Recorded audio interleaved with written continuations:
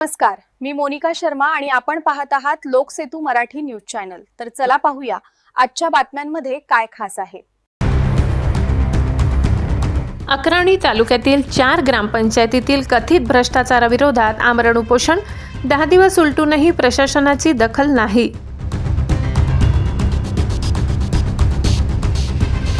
मोडलगाव अक्राणी। मी दिलवर गोवाल पाडवी, राहणार मोडलगाव, तालुका अक्राणी यांच्यासह ग्रामस्थांनी अक्राणी तालुक्यातील मोडलगाव, जुगणी, भुगवाडे, बोरवण या 4 ग्रामपंचायतीमधील कथित भ्रष्टाचाराच्या सखोल चौकशीसाठी 19 जानेवारीपासून आमरण उपोषण सुरू केले आहे। या प्रकरणी वेळोवेळी प्रशासनाकडे लेखी निवेदने व पाठपुरावा करूनही आजपर्यंत कोणतीही ठोस कार्यवाही करण्यात आली नाही। ग्रामसेवक, बीडीओ, जिल्हा परिषद किंवा इतर कोणताही वरिष्ठ अधिकारी उपोषणस्थळी भेट देण्यासाठी आला नाही। तसेच उपोषणकर्त्यांच्या समस्या सोडवण्यासाठी कोणतेही आश्वासन देण्यात आले नाही। उपोषणाला आज 10 दिवस पूर्ण झाले असून उपोषणकर्त्यांची प्रकृती खालावत चालली आहे, तरीही प्रशासनाकडून अद्याप चौकशी सुरू झाली नाही। ही बाब अत्यंत चिंताजनक असल्याचे उपोषणकर्त्यांनी सांगितले।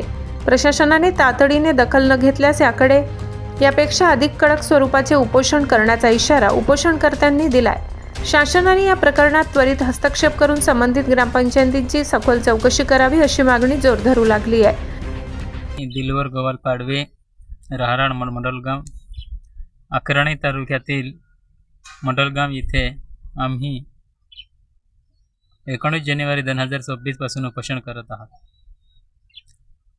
अक्राणी तालुक्यातील मोडलगाव या ग्रामपंचायतीचा सखोल चौकशी व्हावी यासाठी आम्ही वेळोवेळी शासनाने पाठपुरावा केला, परंतु आमची पत्रानुसार कोणतीही कारवाई केली नाही। म्हणून 19 जानेवारी 2026 पासून आम्ही आमरण उपोषण करत आहोत।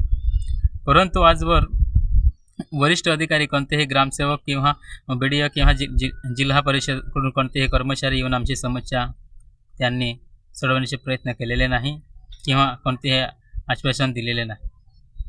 आज जवळपास 19 तारखेपासून आहे, तर आज 10वा दिवस आहे, तरीसुद्धा कोणीही 10 दिवस उपोषण केले तरी कोणीही आमचे समस्या सोडवायला तयार नाही। बोरवण, मोडलगाव, जुगणी, भुगवाडे या 4 ग्रामपंचायतीच्या विषयासाठी आम्ही आमरण उपोषण करतो।